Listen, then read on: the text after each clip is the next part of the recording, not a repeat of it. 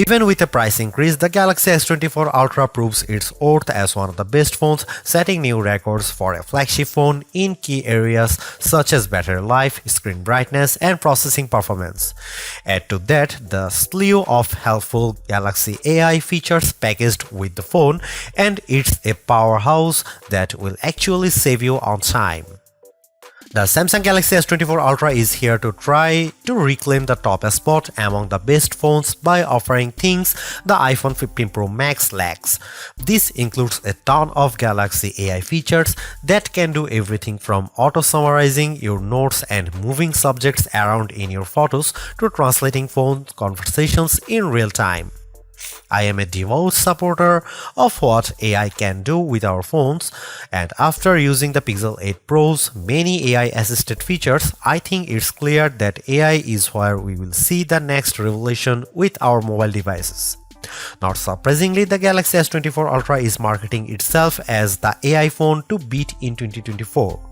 From its intuitive circle to search feature that can reveal what weed is growing in my backyard to chat assist which automatically picks a better tone for my messages, these Galaxy AI features aim to simplify my life. At the same time though, the Galaxy S24 Ultra's $1,299 asking price is $100 more than what you'd pay for a Galaxy S23 Ultra or iPhone 15 Pro Max.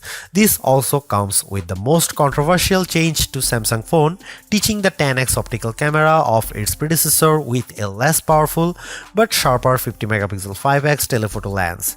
Usually I expect longer telephoto ranges with successive devices, so Galaxy AI will need to prove that software can make up for the apparent lack of major hardware upgrades. In my Galaxy S24 Ultra review, I will dial into the practicality of the phone's new Galaxy AI feature, assesses how its new cameras compare against its predecessor and rivals, find out how long its battery lasts, and ultimately determine if it's worth the money. Pre-orders for the Samsung Galaxy S24 Ultra are available right now with its general release date set for January 31. The $1,299 starting cost of the phone comes with 256GB of storage, while upgrading to the 512GB or 1TB models will cost $1,419 and $1,659 respectively. They're certainly not cheap, though it's not the most Samsung has ever charged for a non-folding phone. Remember, the Galaxy S20 Ultra launched at whopping $1,399 4 years ago. Still, that's probably little comfort to someone in the year, and now trying to justify paying $100 more for the Galaxy S24 Ultra over the iPhone 15 Pro Max. Samsung Galaxy S24 pre-order deals take some of the sting out of the Ultra's price, with Samsung offering an upgrade to the next tier of storages at no extra cost. You can also get credit from the Samsung by trading in your current device for a lower price on the S24 Ultra. Look quick and you might not notice the design changes Samsung made to the Galaxy S24 Ultra. Most notably, the new model ditches its predecessor's armor aluminum frame for titanium one, which bolsters durability and in this case leads to a lighter package as well. On paper, the Galaxy S24 Ultra's 8.22 ounce weight doesn't seem like a tremendous difference over the S23 Ultra's 8.25 ounce weight, but the phone just feels less dense this time.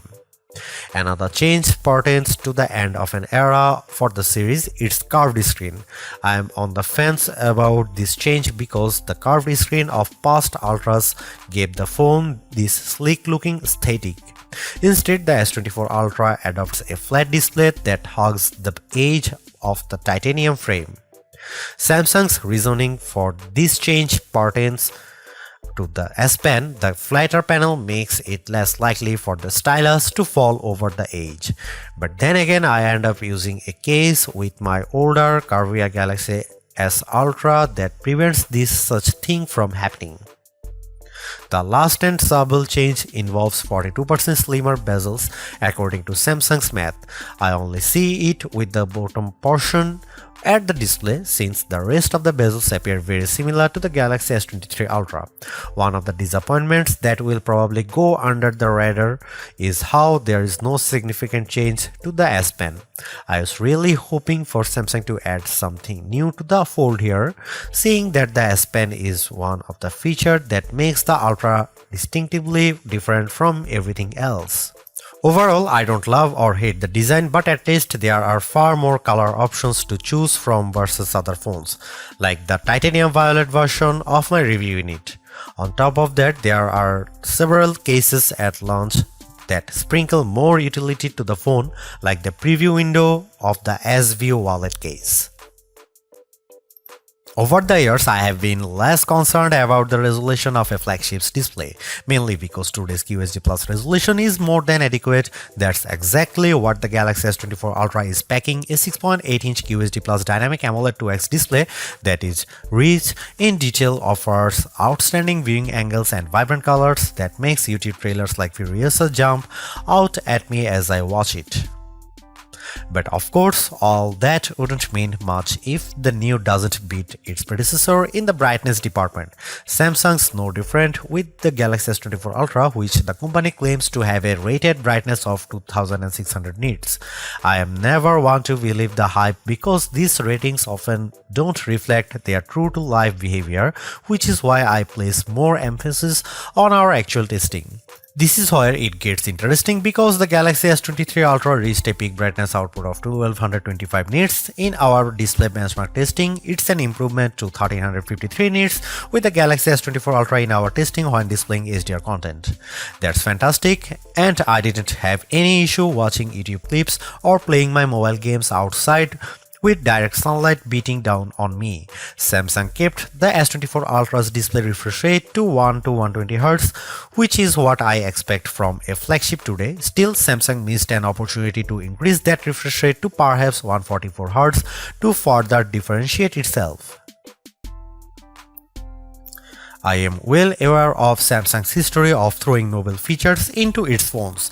Remember the eye scrolling feature of the Galaxy S4? I wouldn't think so, which proves my point that sometimes hyped features don't turn out memorable. There's very little doubt of AI permeating into everything in our lives, our phone included, which is why Samsung's taking a proactive approach in giving its users access to new capabilities with Galaxy AI. Strangely enough, many of these AI-assisted features are in collaboration with Google, which raises the question of who's really making the innovations here. There is also a possibility that these AI features could change with Samsung's website disclaimer saying Galaxy AI features will be provided for free until the end of 2025 on supported Samsung Galaxy devices. Different terms may apply for AI features provided by third parties. I have been able to test out all of the included Galaxy AI features on the Galaxy S24 Ultra, and here's what I think.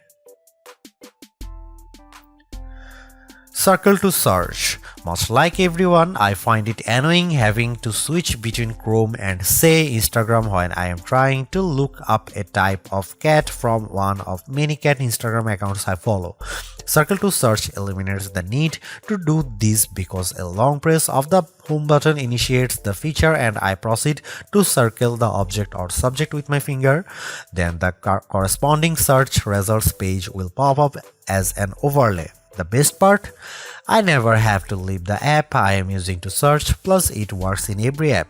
For example, I saw a photo posted by a friend on Instagram of a car that I didn't recognize. With Circle to Search, with the Galaxy S24 Ultra, I am able to select while still being in the app and that it shows me search results on what it could be. In another example, I took a photo of this statue of Bryant Park and Circle to Search is able to not only tell me what it is, but also its location with Google Maps details. Chat Assist. Built into the Samsung keyboard, Chat Assist can help you craft just the right message using the right tone. Think of it it like an assistant who can tailor your messages so you sound professional when typing our emails to the boss or a playful tone when chatting with your closest friends. It works as advertised, and I have even chuckled on numerous occasions at Chat Assist's professional tone because it makes me sound too formal. While I do appreciate the options for the tone of my messages, I don't see it as a feature I would use frequently. Without question, the biggest controversy circling the Galaxy S24 Ultra centers around Samsung's decision to ditch the 10x optical zoom camera of the S23 Ultra for a 5x optical one. That one key spec will cause people to think the new camera setup is technically inferior, but bear in mind that Samsung trades in the optical range for a higher resolution sensor, a 50 megapixel sensor instead of a 10 megapixel one to be specific. The Galaxy S24 Ultra remains a formidable camera phone consisting of a main 200 megapixel camera boasting 60% larger pixels, a 12 megapixel ultra wide camera, a 10 megapixel telephoto lens with a 3x optical zoom, and that new 50 megapixel telephoto camera with a 5x optical zoom we mentioned above. That camera can still offer 10x zooms by taking a picture and then zooming in as the resolution drops to 12 megapixels. Samsung says that this approach on the S24 Ultra can deliver the same optical quality performance as its predecessor, which doesn't surprise me. We have seen this executed on other phones with excellent zooming results like iPhone 15's 2x telephoto zoom.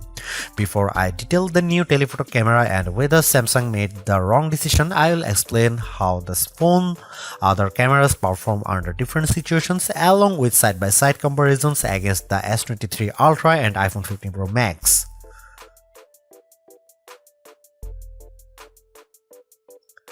Starting with the main camera, I can't see much change over the S23 Ultra. Details are plentiful, colors are vivid, and the S24 Ultra's HDR performance does nicely to even out the highlights and shadows. I'm perfectly fine with these results, but in the back of my mind I was hoping for a wider separation from last year's model. Compared to the iPhone 15 Pro Max, it comes down to personal preference. In the shot of the outside auto forum, the iPhone's HDR performance is at peak display when I look how the wooden panels of the front doors pop up out more. The S24 Ultra also appears to have a colder color temperature as well. Here are some camera samples and you can see it.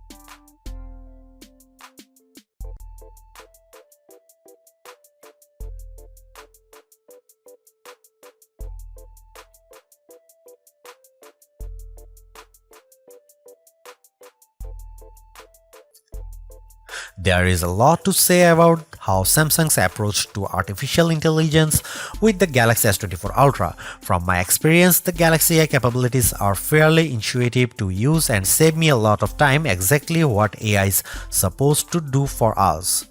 Features such as circle to search, generative edit, instant slow-mo, and note assist all feel polished, while others such as live translate could benefit from more machine learning. Regardless, the Galaxy S24 Ultra proves that AI is here for the long haul. Yet I am a little disappointed that the Galaxy S24 Ultra camera performance doesn't have the same dramatic improvement I have seen from past updates. Samsung's choice to drop the 10x optical camera for a 5x one is the most glaring and controversial change. A downgrade I hope doesn't happen ever again.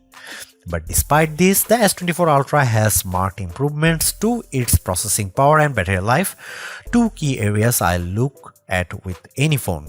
The Galaxy S24 Ultra is not just a better, it sets the benchmark for all other phone releases in 2024.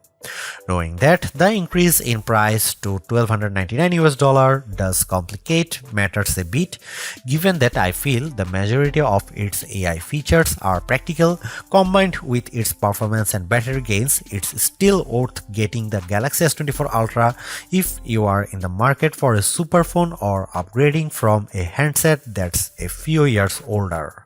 Thanks for watching, see you in the next one.